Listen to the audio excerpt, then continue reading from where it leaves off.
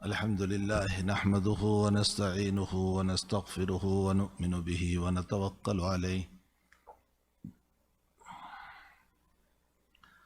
ونعوذ بالله من شرور أنفسنا ومن سيئات أعمالنا من يهده الله فلا مضل له ومن يضلله فلا هادي له ونشهد أن لا إله إلا الله وحده لا شريك له ونشهد أن سيدنا ومولانا محمدا عبده ورسوله صلى الله تعالى عليه وعلى آله وأصحابه وأتباعه وأزواجه وذرياته وأهل بيته وأهل طاعته أجمعين أما بعد قال النبي صلى الله تعالى عليه وسلم في دعائه اللهم إني أعوذ بك من الفتن ما ظهر منها وما بطن أو كما قال صلی اللہ علیہ وسلم۔ بزرگان محترم، معزز دوستوں، بھائیوں، عزیزوں اور اپنے گھروں پر بیٹھ کر سننے والی ہماری مائیں، بہنیں اور بیٹیاں،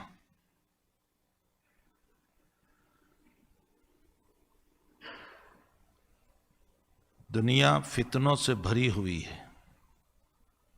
فتنہ کا معنی ہوتا ہے آزمائش، امتحان۔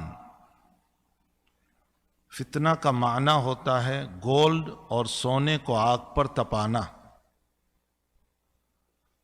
تاکہ جو صحیح سونا اور گولڈ ہے وہ الگ ہو جائیں اور جو ملاوٹ اور کھوٹ ہیں وہ الگ ہو جائیں۔ ظاہر سی بات ہے کہ فتنوں کے ذریعے سے، حالات کے ذریعے سے، ابتلا و امتحان کے ذریعے سے بھی مقصود یہی ہوتا ہے کہ ایمان والے، اللہ کو ماننے والے، اس کو یاد کرنے والے اور اس کے باغی بندوں میں فرق ہو جائیں۔ فتنے مختلف شکلوں میں ہوا کرتے ہیں۔ کبھی فتنہ ہوتا ہے اولاد کا۔ اولاد بھی ایک امتحان، آزمائش کا ذریعہ ہے۔ اولاد کا ملنا بھی امتحان کا ذریعہ ہے، نہ ملنا بھی امتحان کا ذریعہ ہے۔ بعض مرتبہ اللہ تعالیٰ اولاد دیتا ہے اور یہ دیکھتا ہے کہ میرا بندہ اولاد کی نعمت پر شکر گزار بنتا ہے یا نہیں، اور اولاد نہ ملنا، اس میں بھی اللہ کی مصلحت اور حکمت ہے۔ وہ دیکھتا ہے کہ میرا بندہ اولاد کے نہ ملنے پر مجھے چھوڑ کر غیروں کے در پر تو نہیں جا رہا ہے کہ بھلا یہ باپو مجھے اولاد دے دیں اور یہ سادھو مجھے اولاد دے دیں اور اس سے ہو جائیں، کہیں یہ مجھے چھوڑ کر دوسرے کے سامنے تو سجدہ نہیں کرے گا۔ مال بھی فتنہ ہے، اللہ تعالیٰ مال کے ذریعے سے آزماتا ہے۔ امام غزالی رحمۃ اللہ علیہ نے لکھا ہے مال دے کر بھی آزماتا ہے، مال لے کر بھی آزماتا ہے۔ مال دے کر آزمانے کا مطلب یہ ہے کہ یہ خوشی میں مجھے یاد کرتا ہے یا نہیں۔ میں نے اس کو دولت دی، مال دیا، مکان دیا، جائیداد دی، پراپرٹی دی، یہ مجھے یاد کرتا ہے یا نہیں کرتا۔ اور مال لے کر بھی کہ غریب بنایا تو یہ شکوہ شکایت تو نہیں کرتا، یہ اللہ کے خلاف کلمات تو نہیں بولتا، یہ اللہ کے اوپر تنقیدی باتیں تو نہیں کرتا، یہ اللہ سے متعلق کفرانہ کلمات تو نہیں بولتا۔ اسی لیے حدیث شریف میں ہے کاد الفقر ان یکون کفرا، رواہ ابو نعیم فی حلیہ۔ ابو نعیم نے کتاب الحلیہ میں اس روایت کو نقل فرمایا کہ کبھی کبھی فقیری انسان کو کفر تک پہنچا دیتی، اور وہ نازیبا کلمات اللہ کی شان میں بولتا ہے، گستاخی کر جاتا ہے۔ تو مال دے کر بھی آزماتا ہے، مال لے کر بھی آزماتا ہے۔ اسی لیے اللہ نے قرآن میں فرمایا انما اموالکم و اولادکم فتنہ۔ اولاد بھی امتحان کا ذریعہ ہے اور مال بھی امتحان کا۔ یہاں فتنہ بمانا جو ہمارے ذہن بنے ہوئے ہیں فتنوں کے باب میں کہ فساد، یہ معنی نہیں ہے یعنی اللہ اولاد سے بھی آزماتا ہے اور مال کے ذریعے سے بھی آزماتا ہے کہ یہ خوشی میں یاد کرتا ہے یا نہیں، اور اللہ تعالیٰ کی طرف رجوع کرتا ہے یا نہیں۔ اسی لیے روایتوں میں ہے جناب نبی کریم صلی اللہ تعالی علیہ وسلم کا ارشاد گرامی ہے، یعرف للہ تبارک و تعالی فی الرخاء، یعرف اللہ تبارک و تعالی فی الشدہ، او کما قال علیہ الصلاۃ والسلام، تم اپنی خوشی کے دنوں میں اللہ کو یاد کرو تو اللہ تعالیٰ غمیوں میں تمہیں یاد کرے گا۔ اگر تم نے اپنی خوشی کے وقت میں، اچھے ایام میں، تندرستی میں، جوانی میں، دولت کے حالات میں، مالداری کی شکلوں میں اللہ کو یاد کیا تو وہ بیماریوں میں، وہ مصائب میں، وہ پریشانیوں میں، وہ غریبی میں ہمیں یاد کرے گا۔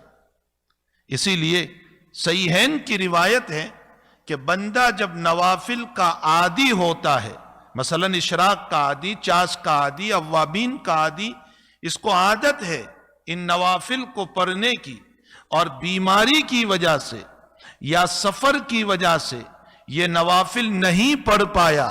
تو حدیث شریف میں نبی کریم صلی اللہ علیہ وسلم فرماتے ہیں، بخاری شریف اور مسلم شریف کی روایت ہے، اللہ بغیر پڑھے بھی اس کو ثواب عطا فرماتے۔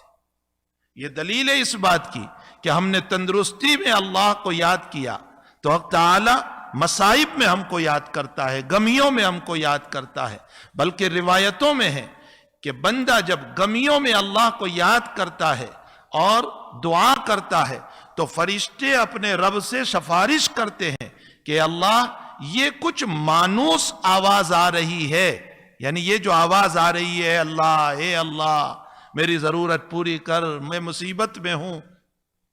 فرشتے کہتے ہیں کہ اللہ یہ مانوس آواز ہے، یعنی یہ پہلے بھی تجھے یاد کرنے والا تھا، وہ آواز آ رہی ہے۔ معلوم یہ ہوتا ہے کہ جب انسان خوشیوں میں یاد کرتا ہے تو غمیوں میں فرشتے بھی اس کی سفارش کرتے ہیں۔ یہی وجہ ہے کہ قرآن کریم کا واقعہ لیجئے تو مسئلہ ہماری سمجھ میں آ جاتا ہے۔ حضرت یونس علیہ السلام اللہ کے پیغمبر، مقام نینوا پر ان کو نبی بنا کر کے بھیجا گیا تھا، جو عراق کے اطراف میں یہ بستی تھی اور بہت بڑی بستی تھی، ان کی طرف ان کو نبی بنا کر کے بھیجا گیا تھا۔ جب قوم ایمان نہ لائی اور نتیجتاً حضرت یونس علیہ السلام نے ان کے لیے بد دعا فرمائی اور آثار عذاب جب شروع ہو گئے، عذاب کی نشانیاں جب شروع ہو گئی، لیکن ابھی اللہ نے یونس علیہ السلام کو وہاں سے ہٹنے کا حکم نہیں دیا تھا، اور بلا اجازت رب کے یونس علیہ السلام وہاں سے نکل گئے اور ایک کشتی میں سوار ہو کر کے جانے لگے۔ ادھر قوم نے جب عذاب کے آثار کو دیکھا تو دل میں ندامت آئی اور توبہ کرنا چاہا اور ایمان لانا چاہا، لیکن یونس علیہ السلام نکل چکے تھے، کن کو تلاش کرتے، کن کے ہاتھ پر جاتے، اللہ کو یہ ادا پسند نہ آئی۔ خیر قوم کی ندامت تھی، ان کے دل میں افسوس تھا، اس لیے اللہ نے عذاب کو تو روک لیا، لیکن یونس علیہ السلام کا بلا اجازت کے نکلنا اللہ کو پسند نہ آیا۔ نتیجہ یہ ہوا کہ وہ کشتی میں جا رہے تھے اور نتیجتاً وہ کشتی ڈوبنے لگی اور بالآخر یونس علیہ السلام کو سمندر میں ڈال دیا گیا اور مچھلی کے پیٹ میں گئے۔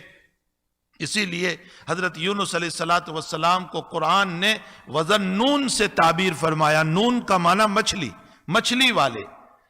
سیدھے مچھلی کے پیٹ میں چلے گئے، لیکن مچھلی کو کہہ رکھا تھا کہ یہ تیرا لقمہ نہیں ہے، تجھے کھانا نہیں ہے، اس کو محفوظ رکھنا ہے۔ اور ظلمات بعضها فوق بعض، اندھیرے پر اندھیرا تھا، سمندر کا اندھیرا، رات کا اندھیرا، پھر اوپر سے مچھلی کے پیٹ کا اندھیرا، اور اتنی تاریکیوں میں، اتنے اندھیروں میں ایک پیغمبر کو رکھا جا رہا ہے، یونس علیہ السلام کو، اور اس موقع پر اللہ کی طرف سے ایک تسبیح ان کو تلقین کی جا رہی ہے، ایک دعا ان کو تلقین کی جا رہی ہے، اور وہ دعا اور وہ تسبیح یہ ہے کہ لا الہ الا انت سبحانک انی کنت من الظالمین، اے اللہ تیرے علاوہ کوئی نہیں ہے اور تیری ذات پاک ہے، مبرہ ہے، مطہر ہے، تمام عیوب سے، تمام نقائص سے تیری ذات پاک ہے، سبحانک انی کنت من الظالمین، اللہ میں ہی ظالموں میں سے ہوں، مجھ سے قصور ہو گیا کہ میں تیری اجازت کے بغیر نکل گیا۔ تو حضرت یونس علیہ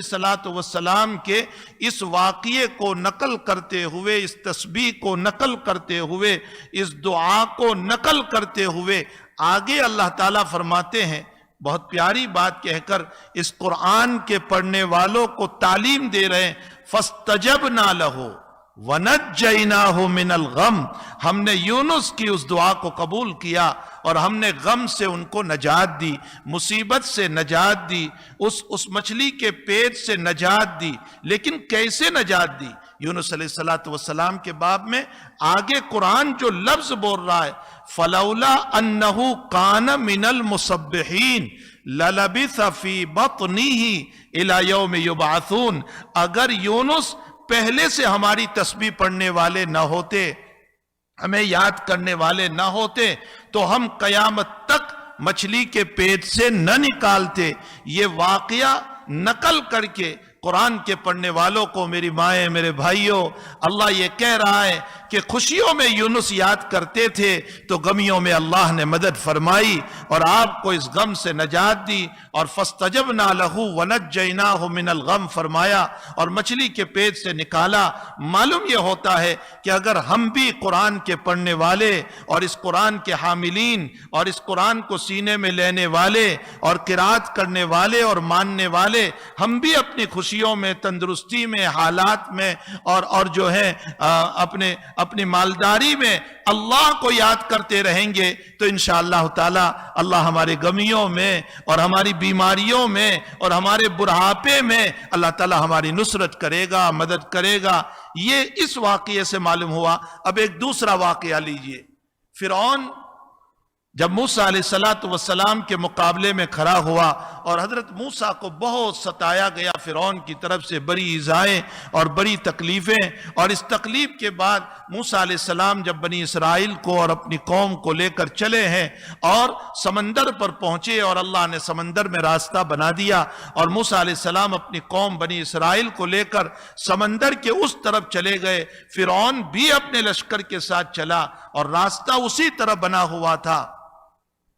اور بیچ میں آ کر کے اللہ نے پانی کو ملا دیا اور فرعون اپنے لشکر کے ساتھ غرق ہو گیا۔ اس موقع پر فرعون نے جو جملہ کہا تھا وہ بھی قرآن نے نقل کیا، آمنت برب ہارون و موسیٰ، میں ایمان لا رہا ہوں موسیٰ اور ہارون کے رب پر، لیکن یہ عالم نزع، یہ عالم غرغرہ، یہ عالم سقرات اور نزع کا ایمان قبول نہیں ہوتا۔ اس موقع پر غم میں ہے، مصیبت میں ہے فرعون، حالات میں ہے، کیوں اس کی دعا کو اللہ نے قبول نہیں کیا، اس کی بات کو، اس کی تسبیح کو کیوں قبول نہیں کیا؟ قرآن کریم میں اللہ تعالیٰ نے اس کو بھی نقل فرمایا، الآن، ابھی تو مجھے یاد کر رہا ہے جبکہ اس سے پہلے نسیتا، تم اس کو بھول چکا تھا، یعنی تو نے خوشیوں میں، دولت کے نقشوں میں، حکومتوں کے نقشوں میں، تندرستی کے نقشوں میں تو مجھے نسیت، بھول چکا تھا، کبھی تو نے مجھ کو یاد نہیں کیا، تو آج میں غمی میں تجھے کیسے یاد کروں گا، تیری مدد کیسے کروں گا؟ یہ واقعہ ہم کو یہ بتا رہا ہے کہ الآن نسیت قبل ہذا، تم اس سے پہلے تو مجھے بھول چکا تھا، مجھے یاد بھی تو نے نہیں کیا تھا۔ معلوم یہ ہوتا ہے کہ خوشیوں میں یاد کرنے والوں کو اللہ غمیوں میں مدد فرماتے ہیں۔ تو اس وقت ساری دنیا جو ہے فتنوں سے بھری ہوئی ہے، کہیں بیماریوں کا فتنہ، امام بخاری رضی اللہ تعالیٰ عنہ نے کتاب التفسیر میں فرمایا ہے کہ کثرت اموات بھی فتنہ ہے، بہت زیادہ موت کا واقع ہونا یہ بھی فتنہ ہے۔ ایسی بات ہے کہ اس وقت دیکھ لیجئے کثرت اموات ہو رہی ہے، روزانہ صبح کو آپ کو خبر ملے گی آج فلاں جوان کا انتقال ہوا، فلاں لیڈیز کا انتقال ہوا، فلاں مرد کا انتقال ہوا۔ میڈیا یہ بتا رہا ہے کہ اس بیماری کے اندر 8 مہینے کے اندر قریباً 2 کروڑ کے قریب پوری دنیا میں مر چکے ہیں۔ اتنی بڑی تعداد، یہ کثرت اموات بھی فتنہ ہے، اور ان فتنوں کے موقع پر صاحب شریعت علیہ صاحب الصلاۃ والسلام نے ہمیں کس بات کی تعلیم دی ہے، کس چیز کو کہا ہے، ہمیں ان چیزوں کو یاد کرنا چاہیے۔ نبی کی تعلیمات اگر ہمارے سامنے ہوگی تو انشاءاللہ تعالی فتنوں کے زمانے میں اللہ ہماری حفاظت کر لے گا۔ تو ایک طرف بیماریوں کا فتنہ، وباؤں کا فتنہ، کثرت اموات، کثرت موت کا فتنہ، اس سے بڑھ کر فتنہ یہ ہے کہ اکابر آئے دن اٹھتے چلے جا رہے ہیں۔ ایک تعداد کے مطابق، ایک گنتی کے مطابق ان 8 مہینوں کے اندر قریباً 800 بڑے بڑے علماء دنیا سے رخصت ہو گئے۔ 800 قریباً علماء دنیا سے رخصت ہو گئے، وہ علماء کہ جو علم اور تقوی اور طہارت اور پاکیزہ زندگی لیے ہوئے تھے، اور جن کے علوم اور جن کا تقوی اور جن کی طہارت اور جن کی پاکیزگی اور جن کی مقدس زندگی امت کے لیے اسوہ تھی، نمونہ تھی، ان کے علوم سے لوگ بہراور ہوتے تھے، وہ آہستہ آہستہ دنیا سے رخصت ہو گئے۔ حضور پاک صلی اللہ علیہ وسلم کا فرمان ہے کہ قرب قیامت میں اللہ تبارک و تعالی علم کو اٹھائے گا، لیکن علم کو اٹھانے کا یہ مطلب نہیں ہے کہ ان کتابوں کے اندر سے علم حروف چلے جائیں گے۔ ان اللہ تبارک و تعالی لا ينتزع العلم انتزاعا ولكن ينتزع العلم بقبض العلماء، فرمایا اللہ تعالی علم کو اٹھا لے گا، علماء حسنہ کو اور علماء متقیوں کو اٹھا کر کے۔ ایک اس پر اشکال ہو سکتا ہے کہ اگرچہ علماء چلے گئے، ان کی تصنیفات تو باقی ہے، ان کی کتابیں تو باقی ہے جو انہوں نے لکھی ہوئی ہے۔ اس کا جواب یہ ہے کہ کتابوں کے اندر سینے کا سارا علم نہیں آ سکتا ہے، سینے کا سارا علم وہ سفینے میں نہیں آ سکتا ہے۔ اور دوسرا جواب سب سے بڑا یہ ہے کہ ٹھیک ہے کتابیں موجود ہیں، لیکن سینہ در سینہ جو تقوی کے ساتھ علوم آتے تھے وہ علوم کہاں آ سکتے ہیں؟ اس لیے ان کے تقوی والے قلوب جو ہے وہ قبر کے اندر پہنچ گئے، اور آج امت ان اکابر کے علوم سے، ان کی اصلاحی باتوں سے امت محروم ہو چکی ہے۔ تو فرمایا کہ قرب قیامت کے اندر اللہ تعالیٰ علماء کو اٹھا لے گا، تو ایک طرف علماء اٹھتے جا رہے ہیں اور بے شمار لوگوں کی موتیں ہو رہی ہے، دوسری طرف سب سے بڑا فتنہ یہ ہے کہ ہم اپنی مساجد سے محروم ہو چکے ہیں، اس لیے کہ روایتوں میں ہے کہ حقیقتاً اپنی عبادت گاہوں سے محروم ہونا یہ بھی ایک فتنہ ہے۔ یہ اتنا بڑا فتنہ ہے، اتنا بڑا فتنہ ہے کہ جن لوگوں کے قلوب مسجد سے جڑے ہوئے تھے، مسجد سے لگے ہوئے تھے، آج وہ بیچارے بے چین ہیں، لیکن اصول ہے، قوانین ہے، قانون ہے، پابندیاں ہیں، ان اصول اور قوانین اور پابندیوں پر بھی عمل کرنا ہے، لیکن ان پابندیوں کے نتیجے میں آج ہم اپنی عبادت گاہوں میں نماز پڑھنے نہیں آ سکتے۔ اس کے ساتھ دوسرا مسئلہ یہ ہے کہ جناب رسول اللہ صلی اللہ علیہ وسلم نے جس بات پر ہمیں زور دیا تھا کہ مل کر کھڑے رہو، کندھے سے کندھا ملا کر کے کھڑے رہو اور تمہاری صفیں درست ہو، بلکہ حضرت صفیں درست کرنے کے لیے چلتے تھے، بلکہ روایتوں میں فرمایا گیا کہ بیچ میں اگر کھلا رکھو گے تو شیطان آ جاتا ہے۔ یہ تمام باتیں، اور ان تمام باتوں کے باوجود آج ہمیں اصول اور قانون کے تحت بیچ میں ڈسٹنس کے کھڑا ہونا پڑتا ہے، بیچ میں کھلا رکھ کر کے کھڑا ہونا پڑتا ہے۔ ظاہر سی بات ہے کہ یہ بھی ایک فتنہ ہے ہمارے لیے کہ ہم اپنی عبادت گاہوں کے اندر آنے سے اور اس طرح پر عبادت کرنے سے محروم ہو چکے ہیں، اور اس سے بڑھ کر فتنہ یہ ہے کہ معاصی اور بے حیائی بڑھتی جا رہی ہے۔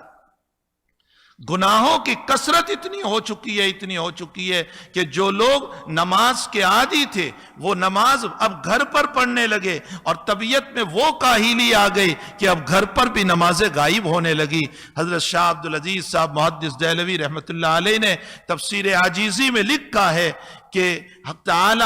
کوئی شیطان جب کسی بندے کو محروم کرنا چاہتا ہے تو کیسے محروم کرتا ہے؟ فرمایا پہلے اس کے دل سے مستحبات کی محبت نکال دیتا ہے، مستحب یعنی وہ عمل کرنا چھوڑ دیتا ہے، پھر آہستہ آہستہ وہ سنتوں کو چھوڑنے لگتا ہے اور سنتوں کو ترک کرنے لگتا ہے، نبی علیہ الصلوۃ والسلام کے مبارک اعمال کو چھوڑنے لگتا ہے، پھر آہستہ آہستہ اس کے دلوں سے وجوب کی محبت ختم ہو جاتی ہے، واجب اعمال کی، پھر آہستہ آہستہ اس کے دل سے فرائض کی محبتیں ختم ہو جاتی ہے، وہ فرض کو بھی چھوڑنے لگتا ہے، اور پھر جب فرض کو ہمیشہ چھوڑنے والا بن جاتا ہے تو ایک دن وہ آتا ہے کہ موت سے پہلے اس کا ایمان بھی وہ ختم کر دیتا ہے۔ اللہم احفظنا، اللہ ہمارے ایمان کی حفاظت فرمائے۔ اللہ تعالی اسی لیے قرآن کریم میں اللہ نے یہ ضرور فرمایا کہ وَاسْأَلُوا اللَّهَ مِن فَضْلِ، اللہ کا فضل مانگو اللہ سے، اور اللہ کے فضل میں، اللہ کے وہاں خزانے میں کوئی کمی نہیں ہے۔ روایتوں میں ہے کہ ساری دنیا مل کر ایسی 10 دنیا کا مطالبہ کرے اور میں سب کو 10 دنیا دینے پر آ جاؤں، اور صرف موجودہ زمانے کے لوگ نہیں بلکہ آدم سے لے کر قیامت تک کے لوگ ایک میدان میں جمع ہو کر مجھ سے مانگنے لگے اور یوں کہے کہ مجھ سے مانگو اور میں سب کو 10 دنیا کے برابر عطا کروں، تو بھی میرے خزانے میں اتنی کمی نہیں آئے گی کہ ایک سوئی کو سمندر میں ڈالو اس کے ساتھ کتنا پانی ہوتا ہے، اتنی بھی میرے خزانے میں کمی نہیں آتی۔ سب کچھ اللہ ہی کے پاس ہے، اولاد کا خزانہ اسی کے پاس، مال کا خزانہ اسی کے پاس، عزت کا خزانہ اسی کے پاس، لیکن صاحب شریعت نے جو ہمیں بتایا ہے وہ مانگنا پہلے ہونا چاہیے۔ یہ دنیا مانگنا اور خزانے مانگنا اور اولاد مانگنا یہ بھی اللہ ہی سے مانگنا ہے، لیکن اس کے بجائے صاحب شریعت نے جو ہمیں بتایا ہے اس کو پہلے مانگنا چاہیے۔ پہلے تو صاحب شریعت علیہ صاحب الصلاۃ والسلام نے بتایا، فرمایا اللہ سے ہدایت مانگو، ہدایت، اہدنا الصراط المستقیم، اے اللہ مجھے سیدھے راستے پر چلا۔ اگر تو نے سیدھا راستہ ہی نہیں دیا، ایمان ہی نہ دیا، تو نہ نماز ہے، نہ روزہ ہے، نہ زکوٰۃ ہے، نہ حج ہے، کوئی عبادت اللہ قبول نہیں کرے گا۔ اے اللہ مجھے سیدھے راستے پر ہدایت پہلے مانگو۔ اللہ کے حبیب پاک صلی اللہ علیہ وسلم کی دعا ہے، اللہم انی اسألک الہدی والسداد، اے اللہ میں تجھ سے ہدایت مانگتا ہوں اور سیدھے راستے پر چلنے کی توفیق مانگتا ہوں۔ دوسری روایت میں ہے نبی علیہ الصلوۃ والسلام نے فرمایا، اللہم ان قلوبنا ونواسینا وجوارحنا بیدک لم تملکنا منها شیئا فاذا فعلت ذلك بنا فقل انت ولینا واہدنا الی سواء السبیل، اے اللہ میرا دل اور میری پیشانی تیرے ہاتھ میں ہے، تو مجھے پکڑ لے اور سیدھے راستے پر چلا دے۔ اگر تو نے مجھ کو اپنے نفس کے حوالے کر دیا، اپنی ذات کے حوالے کر دیا، تو اے اللہ شیطان اور نفس مجھے دنیا میں تباہ و برباد کر دے گا اور میں قطعاً جو ہے وہ تیری عبادت نہیں کر پاؤں گا۔ تو صاحب شریعت علیہ صاحب الصلاۃ والسلام فرماتے ہیں کہ سب سے پہلے اللہ سے ہدایت مانگو، اور ہدایت کے بعد دوسرے نمبر پر نبی علیہ الصلوۃ والسلام نے فرمایا ثبات علی الدین مانگو، یعنی دین پر جمنا اور ثابت قدم رہنا مانگو۔ اللہ کے حبیب پاک صلی اللہ علیہ وسلم نے فرمایا، اللہم انی اسألک یا مصرف القلوب صرف قلوبنا الی طاعتک وثبت قلوبنا علی دینک، اے اللہ ہمارے دلوں کو تیرے دین کی طرف، ایمان کی طرف پھیر دے اور ہمیں ایمان پر قائم دائم رکھ، تذبذب نہ آ جائے ہمارے ایمان میں۔ نبی علیہ السلام نے فرمایا، میری امت پر ایک وقت وہ آنے والا ہے کہ صبح مومن ہوگا، شام کو کافر ہو جائے گا۔ یصبح الرجل مومنا ویمسی کافرا ویمسی مومنا ویصبح کافرا۔ محدثین نے اس کا مطلب بیان فرمایا کہ صبح کو اس کا پکا ایمان ہوگا کہ یہ حلال ہے، یہ حرام ہے، یہ جائز ہے، یہ ناجائز ہے، یہ کرنا چاہیے، یہ نہیں کرنا چاہیے، یہ صبح کو پکا ایمان ہوگا۔ لیکن جب شام ہوگی تو وہ یہ سوچے گا، ارے سارے لوگ حرام کر رہے ہیں، میں بھی کر لوں تو کیا ہوا،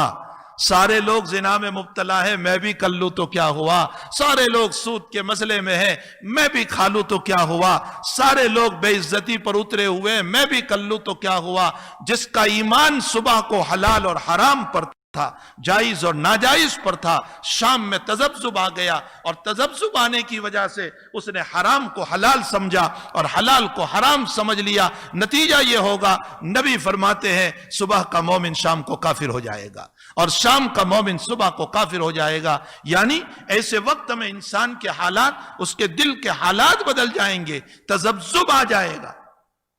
ہمارے حضرت شیخ الہند رحمۃ اللہ علیہ کے باب میں لکھا ہے، فرمایا کہ میں کتاب بخاری شریف کا مطالعہ کر رہا تھا اور مجھے ایک اشکال کتاب التفسیر میں آ گیا، اور وہ اشکال یہ آ گیا کہ اللہ تعالیٰ قرآن کریم میں فرماتے ہیں لیس للانسان الا ما سعی، انسان کو وہی کام آئے گا جو اس کی محنت ہے، جو اس کی کوششیں ہیں، اس کی نماز، اس کا روزہ، اس کی زکوٰۃ، اس کا حج، اس کا خرچ، اس کا داد و دہیش، یہی اس کو بچا سکتا ہے اللہ کے وہاں۔ تو آیت یہ بتا رہی ہے کہ دوسروں کے اعمال کام نہیں آئیں گے، میرے ہی اعمال مجھ کو بچائیں گے، جبکہ احادیث مبارکہ میں حضور پاک صلی اللہ علیہ وسلم نے ایصال ثواب کی روایتیں بیان فرمائی کہ کوئی قرآن پڑھ کے ایصال ثواب کرتا ہے تو مرحوم کی بخشش ہوتی ہے، کوئی مرحوم کے لیے صدقہ کرتا ہے اس سے بھی اس کو فائدہ ہوتا ہے، کوئی مرحوم کی طرف سے حج بدل کرتا ہے اس سے بھی اس کو فائدہ ہوتا ہے۔ تو روایتوں سے معلوم ہوتا ہے کہ دوسروں کا عمل میرے کام آتا ہے، اور قرآن کی آیت سے معلوم ہوتا ہے کہ دوسروں کا عمل کام نہیں آتا۔ اب یہ مطالعہ کر رہے ہیں، اسٹڈی کر رہے ہیں بخاری کا، اور سوال کا جواب سمجھ میں نہیں آ رہا ہے۔ رات ہی میں نکلے اپنے استاذ محترم حضرت گنگوہی نور اللہ مرقدہ کی خدمت میں، فجر کی نماز میں پہنچے، سوال کیا حضرت گنگوہی رحمۃ اللہ علیہ سے کہ حضرت یہ اشکال ہے، آیت میں یہ ہے، حدیث میں یہ ہے، کیا جواب اس کا؟ حضرت نے یوں چٹکی میں مسئلہ حل کر دیا، فرمایا آیت کا تعلق لیس للانسان الا ما سعی کا تعلق جو ہے وہ ایمان سے ہے، مطلب ایک کا ایمان دوسرے کو نہیں بچا سکتا ہے۔ اگر باپ مسلمان ہے اور بیٹا کافر ہے تو باپ کا ایمان کافر بیٹے کو نہیں بچا سکے گا قیامت میں، اور اگر بیٹا مسلمان ہے اور باپ کافر ہے تو بیٹے کا ایمان یہ باپ کو نہیں بچا سکے گا۔ تو آیت کا تعلق ایمان سے ہے اور حدیث کا تعلق اعمال سے ہے، اعمال ایک دوسرے کو پہنچتے ہیں۔ فرمایا حضرت شیخ الہند کا جملہ سنیے، حضرت فرماتے ہیں کہ میں اسی شک اور تذبذب میں مر جاتا اگر تو میرا خاتمے پر ایمان نہ ہوتا، قرآن کے خلاف ایمان ہوتا۔ میرے بھائیوں اور میری بہنوں، نبی علیہ السلام فرماتے ہیں تذبذب یہ ایمان سے بہرحال نکلنے کا مسئلہ ہے، شک ہو جانا کسی مسئلے کے اندر۔ تو حضرت فرماتے ہیں صبح کا مومن شام کو کافر، شام کا مومن صبح کو کافر، مطلب صبح حلال سمجھ رہا تھا، شام کو حلال سمجھے گا اور حلال کو حرام سمجھ لے گا۔ تو حقیقت یہ ہے کہ ذات اقدس صلی اللہ تعالی علیہ وسلم نے یہ فرمایا ثبات فی الدین، اللہ سے مانگو کہ اللہ مجھے دین پر قائم رکھنا، وثبت علی الایمان، ہمیں ایمان پر قائم رکھنا، دین پر قائم رکھنا۔ اسی لیے ایک دیہاتی صحابی رضی اللہ تعالیٰ عنہ حضور پاک صلی اللہ علیہ وسلم سے فرما رہے یا رسول اللہ میں اللہ سے کیا مانگوں؟ فرمایا الایمان وثبت علی الایمان، ایمان مانگو اللہ سے اور ایمان پر قائم رہنا مانگو۔ تیسرے نمبر پر ہمیں کیا مانگنا ہے اللہ سے؟ تیسرے نمبر پر روایتوں سے معلوم ہوتا ہے کہ جنت اور جہنم مانگو اللہ سے، جنت مانگو، جہنم سے پناہ چاہو۔ نبی علیہ السلام نے جگہ جگہ خود بھی اپنی دعا میں اشارہ فرمایا اور صحابہ کو بھی تلقین فرمایا، اللہم انی اسألک الجنہ واعوذ بک من النار، جنت اور جہنم کو مانگو۔ چوتھی چیز جو مانگنے کی اللہ کے وہ عافیت مانگو۔ آپ نے اپنے چچا حضرت عباس رضی اللہ تعالیٰ عنہ کو فرمایا یا عم او میرے چچا صلی اللہ العافیہ، اللہ سے عافیت مانگو۔ یہ حالات، یہ فتنے، یہ گناہوں کے فتنے، یہ عیاشیوں کے فتنے، یہ بدماشیوں کے فتنے، یہ نمازوں کے چھوڑنے کے فتنے، یہ وباؤں اور بلاؤں کے فتنے جو ہیں، یہ سارے فتنے چاروں طرف سے اس وقت جو ہیں ہماری نظروں کے سامنے ہے۔ ایسے موقع پر ہمیں اللہ تعالیٰ سے عافیت مانگنا ہے، صلی اللہ العافیہ، اللہ تعالیٰ سے ہمیں عافیت مانگنا ہے۔ اسی لیے نبی علیہ السلام کی دعا سے میں نے ابتدا کی، حضور پاک صلی اللہ علیہ وسلم کا ارشاد ہے، آپ کی دعا ہے اللہم انی اعوذ بک من الفتن ما ظہر منہا وما بطن، اے اللہ میں ایسے فتنوں سے پناہ چاہتا ہوں جو ظاہر ہو یا چھپے ہوئے ہو۔ ظاہری فتنے تو ہم جانتے، لیکن چھپے ہوئے فتنے، وہ نفس کا فتنہ، وہ شیطان کا فتنہ، وہ ہمارے ان دشمنوں کا فتنہ جو دوستوں کی شکل میں ہوا کرتے ہیں اور ہمیں پتہ بھی نہیں چلتا کہ ان کی طرف سے ہمیں کوئی فتنہ پہنچ رہا ہے، کوئی تکلیف پہنچ رہی ہے، کوئی مصیبت آ رہی ہے۔ یہ تمام کے تمام وما بطن میں داخل ہے۔ نبی علیہ السلام نے ایک جامع دعا ہم کو سکھائی، اللہم انی اعوذ بک من الفتن، اے اللہ میں فتنوں سے پناہ چاہتا ہوں، ما ظہر منہا وما بطن، جو ظاہر ہو ان فتنوں سے بھی اور جو چھپے ہوئے فتنے ہو اے اللہ ان سے بھی میں پناہ چاہتا ہوں۔ تو میرے بھائیوں یہ چاروں طرف سے اس وقت وبائیں، بلائیں اور مصائب اور پریشانیاں اور بیماریاں اور کثرت موت، اور ایسے موقع پر اس کے ساتھ ساتھ گناہوں کے فتنے جو چاروں طرف سے چل رہے ہیں، ایسے موقع پر ہم تمام کو اللہ سے عافیت مانگنا ہے، فتنوں سے پناہ مانگنا ہے اور رجوع اللہ کرنا ہے، اللہ تعالیٰ کی طرف رجوع کرنا ہے۔ اسباب ظاہریہ کو جہاں ہم اختیار کر رہے ہیں وہاں سب سے بڑا سبب یہ ہے کہ ہم اللہ کو راضی کریں، کثرت سے استغفار کریں۔ اتنا استغفار قرآن کریم میں اللہ تعالیٰ نے نوح علیہ الصلوۃ والسلام کی قوم کے باب میں جو حضرت نوح نے کہا تھا اے میری قوم استغفار کرو، نتیجہ کیا ہوگا؟ استغفروا ربکم انہ کان غفارا، اللہ مغفرت بھی کرے گا، یرسل السماء علیکم مدرارا، بارش بھی برسائے گا، ویمددکم باموال وبنین، مال بھی عطا کرے گا، اولاد بھی عطا کرے گا، ویجعل لکم انہارا، نہریں بھی جاری کر دے گا، اور اس کے علاوہ تمہیں بہت سارے فائدے ملیں گے۔ تو میرے بھائیوں، یہ قرآن ہم کو بھی یوں کہہ رہا ہے کہ تم بھی توبہ کرو، استغفار کرو، اللہ کی طرف رجوع کرو۔ جہاں جہاں تک میری آواز پہنچ رہی ہے، اس لاؤڈ اسپیکر کے ذریعے سے، اس مسجد کے ذریعے سے، میری سب سے عاجزانہ مؤدبانہ درخواست ہے، روزانہ 2 رکعت صلاۃ التوبہ پڑھو، 2 رکعت صلاۃ التوبہ روزانہ پڑھو، اور صلاۃ التوبہ پڑھ کر اپنی طرف سے معافی مانگو، اپنی اولاد کی طرف سے معافی مانگو، اپنے اقارب اور رشتہ داروں کی طرف سے معافی مانگو، اور پوری امت کی طرف سے معافی مانگو، اور اللہ سے کہو کہ اے اللہ، امت توبہ نہیں کرتی، میں ساری امت کی طرف سے توبہ کر رہا ہوں، الہ العالمین تو سب کو ہدایت اور سب کو جو ہے گناہوں سے پاک اور صاف فرما۔ اللہ جل شانہ ہم تمام کو ان فتنوں سے، ان بلا اور وبا سے ہماری حفاظت فرمائے، اور ہمیں استغفار کی توفیق عطا فرمائے، برائیوں سے ہم سب کو نجات عطا فرمائے۔ وصلی اللہ علی نبینا محمد وآلہ وصحبہ اجمعین برحمتک یا ارحم الراحمین۔